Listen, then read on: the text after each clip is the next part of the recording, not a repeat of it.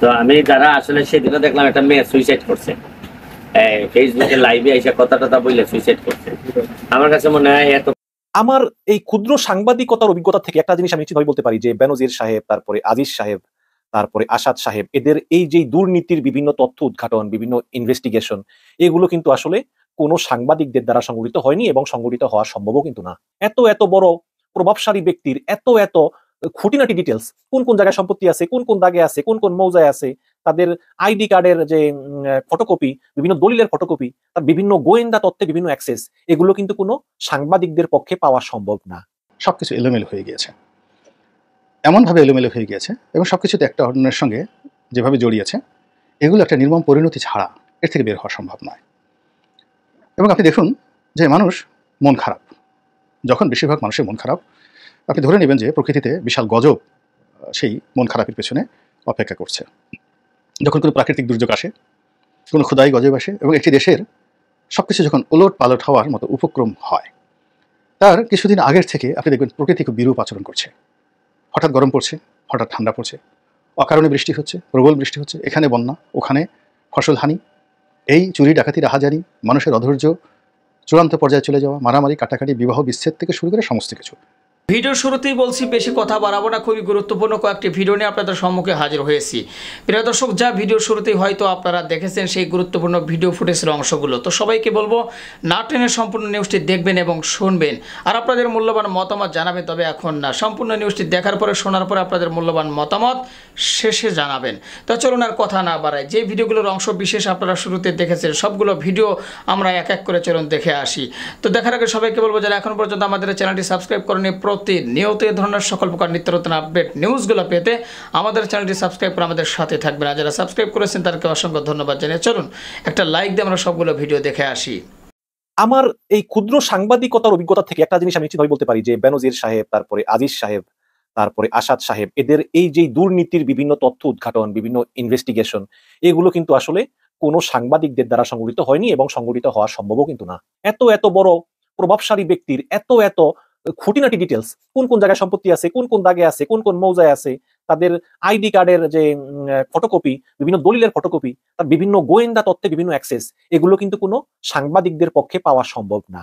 এগুলো সরকারেরই কোনো বিশেষ মহল, সরকারেরই কোনো বিশেষ ডিপার্টমেন্ট অনেকদিন ধরেই তথ্য উপাত্ত জড়ো করে করে একটা জায়গায় নিয়ে এসেছে, নিয়ে এসে এগুলো সব একটা ফাইলে ডাউনলোড করে ওটার লিঙ্কটা বিদেশে যারা আছে তাদের কাছে পাঠিয়ে দিয়েছে, এগুলো সামাজিক যোগাযোগ মাধ্যমে প্রচার করার জন্য।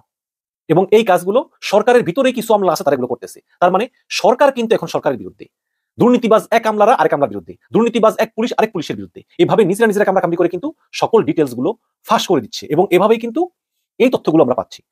তো এই যে আজিজ, তারপরে বেনজির, তারপরে আসাদ, এদের যে তথ্যগুলো ফাঁস হয়েছে, এর সঙ্গে সরাসরি এনটিএমসির কিছু কর্মকর্তা জড়িত এবং সঙ্গে কিছু পুলিশও জড়িত। তারাই কিন্তু এই তথ্যগুলো ফাঁস করে দিয়েছে এবং পুলিশের পক্ষ থেকে স্পষ্ট একটা হুমকি দেওয়া হয়েছে গণমাধ্যমকে এবং সাংবাদিকদেরকে, বলেছে যে পুলিশের সম্পর্কে তথ্য প্রকাশে যেন সংবাদ মাধ্যম বা গণমাধ্যমগুলো সতর্ক থাকে। বিভিন্ন গণমাধ্যম ও সামাজিক যোগাযোগ মাধ্যমে বাংলাদেশ পুলিশের সাবেক ও বর্তমান সদস্যদের নিয়ে প্রকাশিত প্রতিবেদনকে অতিরঞ্জিত রিপোর্ট আখ্যা দিয়ে এসবের প্রতিবাদ জানিয়েছেন বাংলাদেশ পুলিশ সার্ভে অ্যাসোসিয়েশন। এই যে বাংলাদেশ পুলিশ সার্ভে অ্যাসোসিয়েশন, এটার প্রধান হচ্ছে আবার টাকলা মনিরুল, ওই যে জঙ্গি নাটকের হতা ওই মনিরুল। বিজ্ঞপ্তিতে বলা হয় যে কোনো কোনো গণমাধ্যম ব্যক্তিগত আক্রোশ কিংবা নিঃস্বার্থ রক্ষায় কোনো পুলিশ কর্মকর্তার বিরুদ্ধে অবমাননাকর নেতিবাচক সংবাদ প্রকাশ করতেছে, যা সাংবাদিক নীতিমালার পরিপন্থী।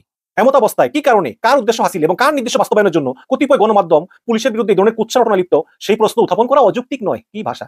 বেনজির, আজিজ, আসাদ, এদের বিরুদ্ধে দেশীয় পত্রিকাগুলো রিপোর্ট উপস্থাপন করেছে, তারা কিন্তু একদম মানে প্রমাণ সহ প্রতিটা জায়গায় জায়গায় দলিল এবং তারপরে সরজমিনে গিয়ে দেখে আসা, এলাকাবাসীর সঙ্গে কথা বলা, ভুক্তভোগীর সঙ্গে কথা বলা, সকল একদম ডকুমেন্ট প্রমাণ সহ তারপরে ওই পুলিশ সার্ভিস অ্যাসোসিয়েশন তারা বলতেছে এটা নাকি উদ্দেশ্য প্রণোদিত। কারণ হচ্ছে কি, মানে বর্তমান দেশে যে পুলিশগুলো আছে, মানে এই যে মনিরুল টনিরুল, তারপরে হারুন, হাবিব, এরাও তো একসময় অবসর যাবে, তাই না? এরা চিন্তা করে যে দুর্নীতি আমরা কম করিনি, সম্পত্তি তো আমরা কম করিনি, এখন অবসরে গেলে যদি থলের বিড়াল বেরিয়ে আসে, কাজেই এখন হুমকি দিতে হবে যে খবরদার আমাদের দুর্নীতির বিরুদ্ধে আর তথ্য প্রকাশ করলে কিন্তু তোমাদের খবর আছে, এনাফ ইজ এনাফ, এ পর্যন্ত থেমে যাও।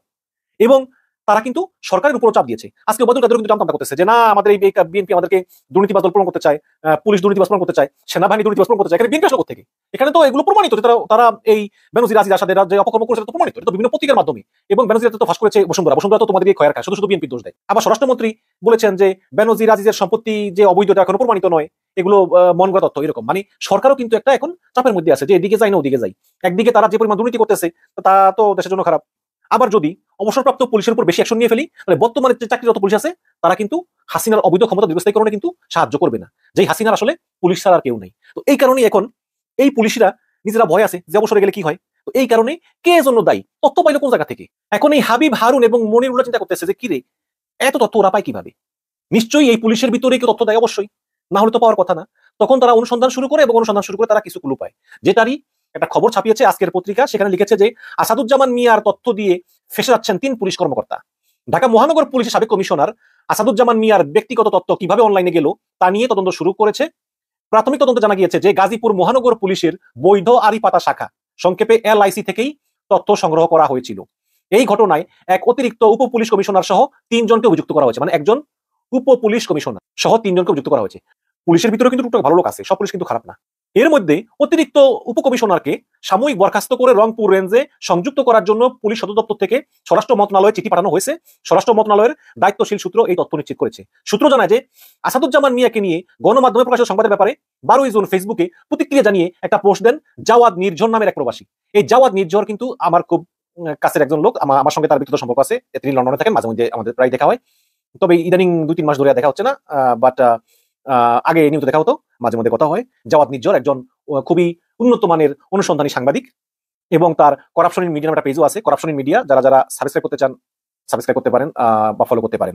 জাওয়াদ নির্ঝর তার সেই ফেসবুক পোস্টে নিজের প্রতিক্রিয়া জানিয়ে সঙ্গে একটা টেলিগ্রামের একটা লিঙ্কও শেয়ার করেন। সেখানে আসাদুজ্জামান মিয়ার ESAF ফর্ম তুলে দেওয়া হয়, মানে ESAF ফর্ম একটা ছবি দেওয়া হয়। এই ESAF ফর্ম হলো ইলেকট্রনিক সাইবার অ্যাপ্লিকেশন ফর্ম, যা মূলত মোবাইল ফোন বা সিম কেনার সময় গ্রাহকরা পূরণ করে থাকেন। এই ফর্মে একজন ফোন গ্রাহকের নাম, ঠিকানা, জাতীয় পরিচয়পত্রের নাম্বার, আঙ্গুলের ছাপ সহ বিস্তারিত থাকে। তো ফর্মটি প্রকাশের পর পুলিশের উচ্চ পর্যায় থেকে বিষয়টি তদন্ত করতে বলা হয়। গাজীপুরের অতিরিক্ত উপকমিশনার মোহাম্মদ নাজির আহমেদ এই ঘটনা তদন্ত শুরু করেন এবং এই ফর্মটিতে থাকা QR কোড পর্যালোচনা করে দেখা যায় যে গাজীপুর মহানগর পুলিশের বৈধ আরিপাতা শাখার একজন SI, মানে একজন SI sub inspector, national communication monitoring centre থেকে এটি ডাউনলোড করেছেন। তদন্তে বেরিয়ে আসে যে গাজীপুর মহানগর পুলিশের অতিরিক্ত উপকমিশনার পদের কর্মকর্তা গত 13 ফেব্রুয়ারি আসাদুজ্জামানের মোবাইল ফোনের তথ্য চেয়ে বৈধ আরিপাতা শাখার একজন SI কে হোয়াটসঅ্যাপে বার্তা দেন। সেই বার্তার ভিত্তিতে তিনি অন্য একজন SI কে সেটা ডাউনলোড করতে বলেন। পরে সেটা ওই কর্মকর্তাকে দেওয়া হয় এবং তদন্তে দেখা যায় যে অনলাইনে প্রকাশিত ফর্মটি হুবাহু সেই ফর্ম। তার মানে এটা সত্য। নাম প্রকাশে অনিচ্ছুক পুলিশ হেডকোয়ার্টারের একজন কর্মকর্তা আজকের পত্রিকাকে বলেন যে গাজীপুর মহানগর পুলিশের তদন্ত প্রতিবেদনের ভিত্তিতে এই ব্যাপারে ব্যবস্থা নেওয়ার জন্য স্বরাষ্ট্র মন্ত্রণালয়ে চিঠি পাঠানো হয়েছে। তবে গতকাল পর্যন্ত কোনো সিদ্ধান্ত হয়নি। তিনি বলেন যে চিঠিতে একজন অতিরিক্ত উপকমিশনার সহ 3 জন পুলিশের নাম উল্লেখ করা হয়েছে। খেলা কিন্তু শুরু হয়ে গিয়েছে, দেখছেন? এখন নিজেরা কামড়াকামড়ি শুরু হয়ে গিয়েছে। দর্শক আপনি দেখেন বেনজিরের যে সম্পত্তি, এটা বিবরণ করতে সারা দিন লাগে। আসাদুজ্জামান মিয়ার কি অবস্থা, আজিজের কি অবস্থা, এগুলো কি সম্ভব কোনো সাংবাদিকের পক্ষে বের করা? কয়দিন লাগবে? এগুলো কিন্তু এই পুলিশেরই একটা বিশেষ শাখা, সঙ্গে আবার আমলারা আছে, সাব রেজিস্ট্রারের অফিস আছে, NTMC যারা যে মোবাইল ফোন রেকর্ড করে গোপন তথ্য মতো, এগুলো সব মিলিয়ে একটা গ্রুপ আছে। এই গ্রুপটা একের পর এক দুর্নীতিবাজ পুলিশ কর্মকর্তাদের মানে তাদের যে অবৈধ সম্পদ অর্জনের বিষয়টি এগুলো ফাঁস করে দিচ্ছে। এবং যতটুকু বাংলাদেশের রাজনীতি এবং অর্থনীতি আমি বুঝেছি এবং এই দেশে আমার যে অভিজ্ঞতা, সেই অভিজ্ঞতার আলোকে আমার কাছে মনে হচ্ছে সবকিছু এলোমেলো হয়ে গিয়েছে। এমনভাবে এলোমেলো হয়ে গিয়েছে এবং সবকিছুতে একটা অন্যের সঙ্গে যেভাবে জড়িয়েছে, এগুলো একটা নির্মম পরিণতি ছাড়া এর থেকে বের হওয়া সম্ভব নয়। এবং আপনি দেখুন যে মানুষ মন খারাপ, যখন বেশিরভাগ মানুষের মন খারাপ, আপনি ধরে নেবেন যে প্রকৃতিতে বিশাল গজব সেই মন খারাপের পেছনে অপেক্ষা করছে। যখন কোনো প্রাকৃতিক দুর্যোগ আসে, কোনো ক্ষুদাই গজব আসে এবং একটি দেশের সব কিছু যখন ওলট পালট হওয়ার মতো উপক্রম হয়, তার কিছুদিন আগের থেকে আপনি দেখবেন প্রকৃতি খুব বিরূপ আচরণ করছে। হঠাৎ গরম পড়ছে, হঠাৎ ঠান্ডা পড়ছে, অকারণে বৃষ্টি হচ্ছে, প্রবল বৃষ্টি হচ্ছে, এখানে বন্যা, ওখানে ফসলহানি, এই চুরি ডাকাতি রাহাজানি, মানুষের অধৈর্য চূড়ান্ত পর্যায়ে চলে যাওয়া, মারামারি কাটাকাটি, বিবাহ বিচ্ছেদ থেকে শুরু করে সমস্ত কিছু একটার পর একটা চলতে থাকে। একদিকে মানুষ মরতে থাকে, আর একদিকে মানুষ নাচতে থাকে। তো এরকম একটা বিশৃঙ্খল অবস্থা যখন কোনো একটা সমাজে তৈরি হয়, আপনি ধরে নেবেন যে জাতিগতভাবে, রাষ্ট্রগতভাবে, সমাজগতভাবে, পরিবারগতভাবে এরকমভাবে মানুষ বিপত্তির মধ্যে আছে। মানুষের মন বিধাতার ধন। মস্তিষ্ক বিধাতার ধন নয়। মস্তিষ্ক খুবই যুক্তিযুক্ত একটা বিষয়। মাথায় যে ঘিলু আছে, এটির যে আপনার পঞ্চেন্দ্রিয়, আপনি যা দেখেন, যা চিন্তা করেন, যা বুঝেন, এগুলোর সাথে সামঞ্জস্য রেখে আপনার মস্তিষ্ক আপনাকে সিদ্ধান্ত দেয়। যেমন ধরুন, আপনি কয়লা চিনেন না, হীরক চিনেন না, আপনার সামনে একটি কয়লা বা হীরক আসলো, আপনার মস্তিষ্ক সিগন্যাল দেবে না, তো সেক্ষেত্রে আপনার অভিজ্ঞতা লাগবে। এবার ধরুন আপনার সামনে একটা সাপ আসলো, একটা শিশু সাপ দেখে ভয় পায় না, কিন্তু আপনি সাপ দেখে ভয় পান। তো মস্তিষ্ক হলো স্থান কাল পাত্রভেদে অভিজ্ঞতা নিয়ে আপনাকে সিগন্যাল দেয়। কিন্তু আপনার মন, এই মনের সঙ্গে আধ্যাত্মিক জগতের একটা বিরাট যোগাযোগ রয়েছে। এবং মন কি কলিজার মধ্যে, কপালের মধ্যে, না মস্তিষ্কের মধ্যে, এখনো পর্যন্ত বিজ্ঞান বলতে পারেনি। আপনার মনটা কোথায়? আপনার মনে যখন খুব ফুর্তি ফুর্তি ভাব থাকে, কোনো কারণ নেই, আপনার অভাব আছে, অভিযোগ আছে, দুঃখ কষ্ট বেদনা আছে, এমনকি আপনার স্ত্রীর সঙ্গে, সন্তানের সঙ্গে আপনার ঝগড়াঝাটি হয়েছে, কিন্তু আপনার মন খুব খুশি। ধরে নেবেন যে আল্লাহর রহমত আপনাকে ঘিরে আছে, আপনার চারিপাশে ঘিরে আছে, এই জন্য আপনার মন ভালো। কিন্তু আজ আপনার স্ত্রী আপনাকে খুব ভালো রান্না করে খাইয়েছে, আপনার সন্তান আপনার সঙ্গে খুব ভালো ব্যবহার করেছে, ব্যবসা বাণিজ্য ভালো, প্রচুর টাকা এসছে, কিন্তু আপনার মনে শান্তি নেই। কেন শান্তি নেই আপনি নিজেও জানেন না। আপনি ধরে নেবেন অজানা একটা ভয়, আতঙ্ক, অভিশাপ আপনার চারিদিকে ঘোরাফেরা করছে। তো তদ্রূপ আমাদের যে জাতীয় জীবন এই মুহূর্তে এরকম অসংখ্য ভয় এবং আতঙ্ক মানুষকে একেবারে অক্টোপাসের মধ্যে চেপে ধরেছে। ফলে রাস্তায়, রিক্সাওয়ালা থেকে শুরু করে একেবারে সর্বোচ্চ পর্যায় পর্যন্ত কারোর মধ্যে উচ্ছল প্রাণবন্ত হাসি আপনি দেখতে পাবেন না। মানুষ ছোটোখাটো বিষয় নিয়ে বিতর্ক করছে। সেই বনী ইসরায়েলের যুগে গরু নিয়ে যেভাবে মানুষ বিতর্ক করতো, এখন মানুষ গরু নিয়ে বিতর্ক করছে। কোন গরুটার দাম কত, 1 কোটি টাকা একটা গরুর দাম, এটি নিয়ে সারা বাংলাদেশের কোটি কোটি মানুষ মানে যাকে বলে রীতিমতো বিতর্ক করছে। অথচ দেশের যে ইকোনমি, এই 1 কোটি টাকা দামের গরু যদি 1 লাখও বিক্রি হতো, এটি নিয়ে আলোচনার বিষয় নয়। জাতির আলোচনা করার জন্য আরও অনেক বিষয় আছে। যখন ছোটোখাটো বিষয় নিয়ে বড় বড় মানুষরা আলোচনা করে এবং বড় মজমা মিলে, দেখা যাচ্ছে যে রাজ্যের সব কবি সাহিত্যিকরা বসে মোরগ যুদ্ধ দেখতেছে, 2টা মোরগ যুদ্ধ করতেছে সেটা দেখছে, মুরগির বাচ্চার যুদ্ধ দেখছে। তো এই জিনিসগুলো একটা অসুস্থতার লক্ষণ, সমাজে অসুস্থতার লক্ষণ। এখন আমাদের এই বাংলাদেশে যেটা হচ্ছে, পর্দার আড়ালে, ক্ষমতার আড়ালে, যেখানে যেখানে ক্ষমতা আছে সেখানে এমন কিছু ঘটছে, যেই ঘটার ফলে সত্যিকার অর্থে প্রশাসনের কোনো জায়গাতে আপনি কোনো সুখ, শান্তি এবং সমৃদ্ধি কোনো নজির আপনি পাবেন না। যেদিন অফিস খুললো বুধবার দিন, মানে কোরবানি হলো সোমবারে, মঙ্গলবার দিন একদিন বন্ধ। আমি কোরবানির দিন ছাড়া মঙ্গলবারে অফিস করেছি, বুধবারেও অফিস করেছি, ঢাকা শহর ঘুরেছি। আজকে বৃহস্পতিবার দিন আপনাদের জন্য ভিডিওটি তৈরি করছি। বেশিরভাগ অফিসে লোকজন নাই বললেই চলে, সরকারি বেসরকারি কোনো অফিসে নাই, নামকা অবস্থায়। রাস্তাঘাট সম্পূর্ণ খালি। এর আগেও বিভিন্ন সময় শহর খালি হয়ে গিয়েছে, কিন্তু এইরকম কখনো খালি হয়নি। এর কারণ হলো শহরে ফেরার কোনো তাগিদ নেই, এই শহরে আগের মতো কাজ নেই, এই শহরে আগের মতো আকর্ষণ নেই, এই শহরে আগের মতো সুখ এবং শান্তি নেই। মানুষ সুখের জন্য সে তার যে প্রান্তিক ঠিকানা গ্রামে সে চলে গেছে, চলে যাওয়ার পর গ্রাম থেকে সে আর ফিরে আসতে চাচ্ছে না। অনেক মানুষ 50 বছর বয়স হয়নি, 51 বছর বয়স হয়নি, 60 বছর হয়নি, সুস্থ সবল মানুষ অলনে ছাড়েন ঘুমের মধ্যে মরে যাচ্ছে, লক্ষ লক্ষ মানুষ। তার নিজের অজান্তে এমন কতগুলো ফ্রাস্ট্রেশন, এমন কতগুলো দুঃখ, এমন কতগুলো বেদনা, এই বেদনার ফলে এরকম একটা অসঙ্গতি তৈরি হচ্ছে। এবং সেই অসঙ্গতির কারণে কি হচ্ছে, খুব মানে আমাদের সমাজের একটা জানা বিষয়গুলো নিয়ে এমন কিছু ঘটছে, মনে হচ্ছে যে আমরা কিছুই জানি না। সেনাবাহিনীর প্রধান আজিজ বেনজির আসাদ মিয়া পুলিশের এবং সেনাবাহিনীতে খুবই পরিচিত লোক। তারা কী কী কর্ম করতে পারেন, তাদের কতটুকু টাকা পয়সা আছে, এটা মোরালেস আমরা সবাই জানি। কিন্তু অবাক করার ব্যাপার হলো যে এই লোকগুলো সম্পর্কে ঠিক 6 মাস আগে আমাদের একটা ধারণা ছিল তারা অস্পর্শ, তাদেরকে স্পর্শ করা যাবে না, ধরা যাবে না, ছোঁয়া যাবে না, তাদেরকে ব্যাপারে কথা বলা যাবে না, কোনো শাস্তি তাদেরকে স্পর্শ করতে পারবে না, এবং তারা কেবলই মাত্র সুযোগ সুবিধা পাবেন এবং সব জায়গাতেই জামাই আদরে তারা থাকবেন। এই 6 মাস আগ পর্যন্ত তাদের সম্পর্কে এমনই ধারণা ছিল। শুধু আমাদের নয়, তারা নিজেরাও এরকম মনে করতেন। এবং তারা অবসর গ্রহণ করার পরও তাদের যে বডি ল্যাঙ্গুয়েজ, তাদের যে টোন, কথা বলার ভঙ্গি, ধরন, প্রকৃতি, সমস্ত কিছুই ছিল অভিনব। যেটি বাংলার ইতিহাসে আগে কখনই কোনো সাবেক কর্মকর্তার চোখে মুখে এই জিনিসগুলো ছিল না। এই 3 জনের মধ্যে ছিল, এবং এই 3 জনের দেখা দেখে আরও 300 জনের মধ্যে ছিল।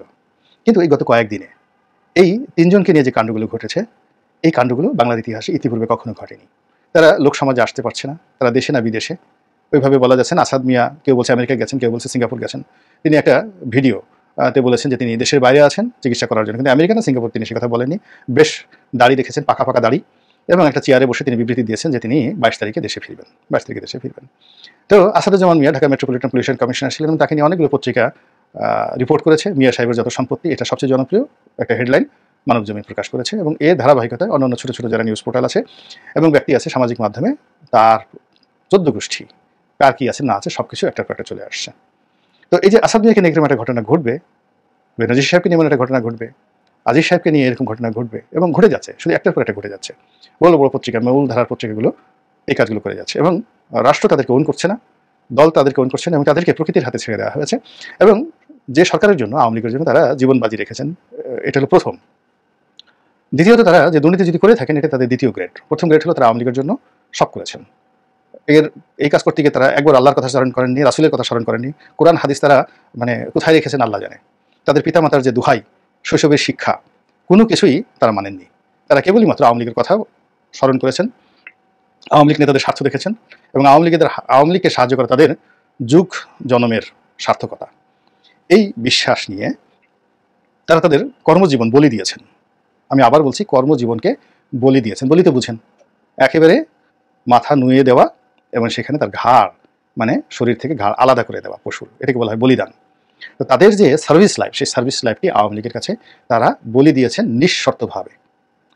আর সেই বলি দেওয়ার পরে যখন তারা সফল হয়েছেন, আওয়ামী লীগ সফল হয়েছেন, তখন তারা যে দুর্নীতির অভিযোগগুলো এসছে তখন তারা সেই কাজগুলো করেছেন, কম আর বেশি। একেবারে যে করেনি তাও বলা যাবে না, আর সব যে করেছেন তাও বলা যাবে না, এই কাজগুলো করেছেন। তো তাদের দ্বিতীয় যে কর্মটি সেটা হলো প্রথম কর্মজাত। প্রথমে তারা যদি নিজেদেরকে বলিদান না দিতেন, আওয়ামী লীগে ভালো না বাসতেন, তাহলে দ্বিতীয় কর্মটি তারা করার কখনোই সুযোগ পেতেন না। ধরুন বাপের পকেট থেকে অনেকে টাকা নেয়, মায়ের আলমারি থেকে টাকা চুরি করে, এটা স্বাভাবিক, মনে করি এটা আমাদের সংসার, বাপের টাকা চুরি করা কোনো অন্যায় বিষয় নয়। তো এইভাবে আসলে এই যে পুরো সরকারকে, রাষ্ট্র ব্যবস্থাকে, দেশটাকে তারা বাপের দেশ, নিজেদের দেশ, নিজের জিনিস, তাদের যে কোনো জিনিস নিতে তাদের আসলে কোনো ঠিক ওইরকম সংকোচবোধ ছিল না।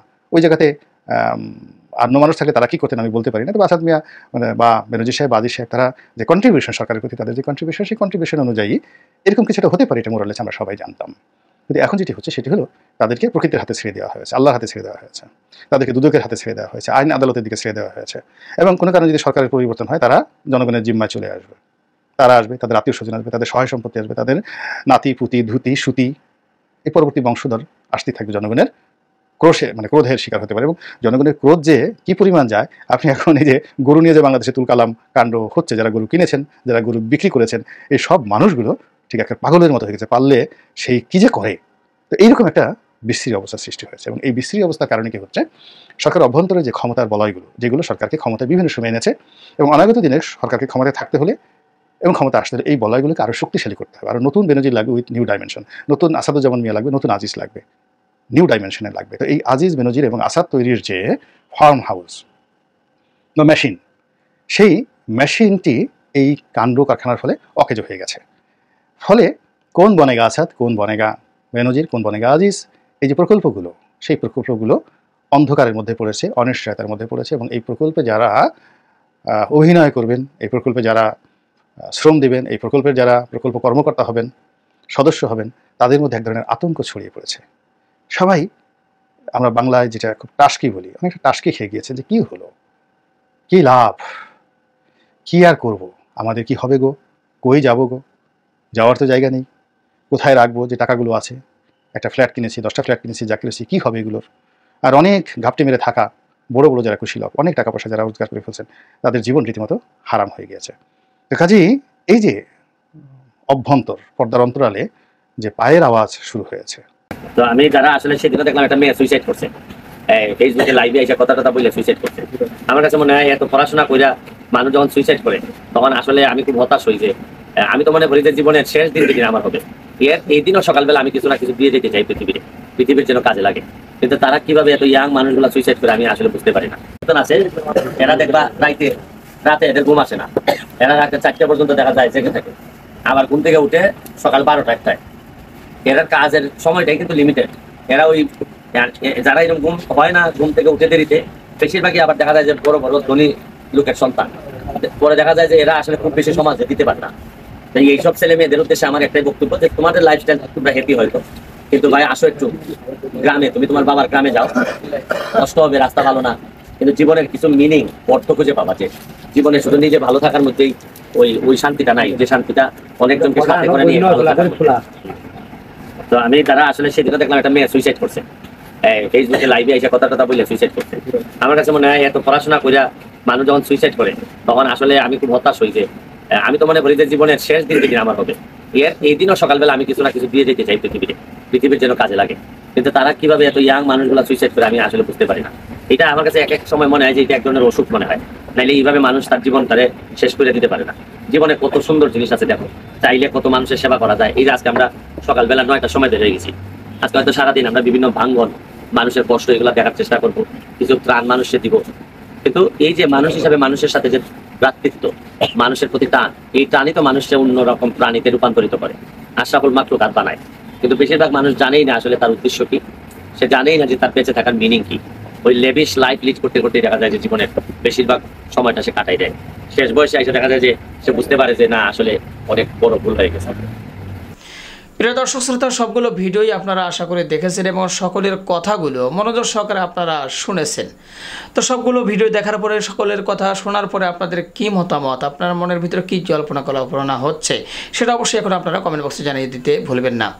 আর হ্যাঁ, সবাইকে বলবো এ ধরনের সকল প্রকার নিত্য নতুন আপডেট সবসময় আপনারা আমাদের এই nasheed Islamic media centre channel থেকে পেতে অবশ্যই আমাদের চ্যানেলটি সাবস্ক্রাইব করে আমাদের সাথে থাকবেন। আর বিগত যারা প্রায় 5 বছর বা 6 বছর যাবত আমাদের সেই পুরনো পরিবার বা সাবস্ক্রাইবার যারা রয়েছেন, ফ্রেন্ড রয়েছেন, বন্ধু রয়েছেন, সবাইকে জানাচ্ছি আন্তরিক শুভেচ্ছা অভিনন্দন। তো সবাইকে বলবো আপনারা আমাদের পাশে ছিলেন এ পর্যন্ত এবং পাশে আছেন, আশা করি সামনেও আপনারা পাশে থাকবেন এবং আমাদের ভিডিওগুলি শেয়ার করে ছড়িয়ে দিবেন এবং যেন নতুন নতুন বন্ধুরা আমাদের সাথে যুক্ত হতে পারে। তো যারা নতুন আজকে আমাদের ভিডিওটি দেখছেন, অবশ্যই আপনাদেরকে বলবো অবশ্যই আপনারা আমাদের চ্যানেলটি সাবস্ক্রাইব করে আমাদের সাথে থাকবেন। তো ভালো থাকবেন সবাই, ভিডিওটি ছিল এ পর্যন্তই। আবারও দেখা হবে, কথা হবে নতুন কোনো টপিকে, নতুন করে ভিডিও নিয়ে। সে পর্যন্ত সবাই ভালো থাকবেন, সুস্থ থাকবেন। আল্লাহ হাফেজ।